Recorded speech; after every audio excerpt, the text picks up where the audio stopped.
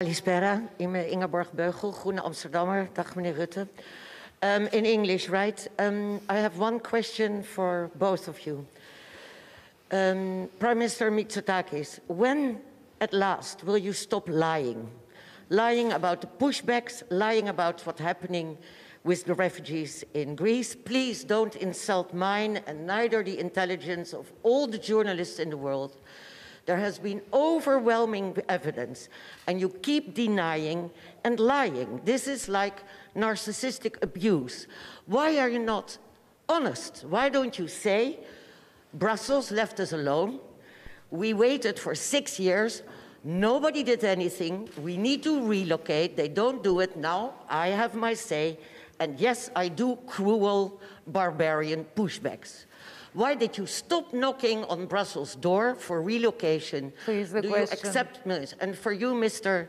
Rutte, what, according to you, are the sanctions that should be imposed on Greece and maybe on Holland for accepting this violation of human rights that Holland is co-responsible of? Also, many municipalities in Holland want to take many refugees from Greece, like many minor unaccompanied children. They're ready to accept them, but this Prime Minister opposes to that. So maybe you could find an understanding, and the Dutch municipalities who are so ready to unburden Greece can actually take in refugees from Greece, which his government opposes. Thank you.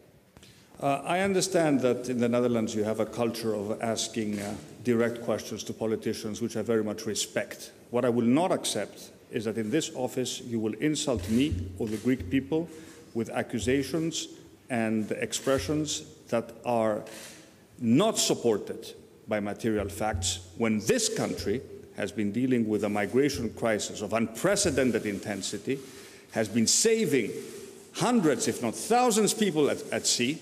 We just rescued 250 people in danger of drowning south of Crete. We are doing this every single day, rescuing people at sea, while at the same time, yes, we are intercepting boats that come from Turkey, as we have the right to do in accordance with European regulation, and waiting for the Turkish Coast Guard to come and pick them up to return them to Turkey. So rather than putting the blame on Greece, you should put the blame on those who have been instrumentalizing migration systematically,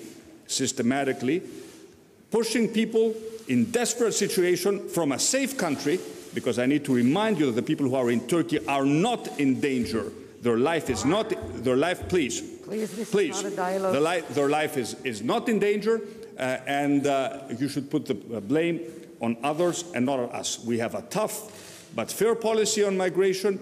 We have processed and given the right to protection to 50,000 people in Greece, including tens of thousands of Afghans who have been receiving.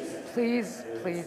Allow me, have you visited the new camps on our islands? Have you been to Samos? Yes, No, you have not been to Samos. Yes, I have. No, please, you have not been. You have not been. Look, you will not come into this building and insult me. Am I very clear on this?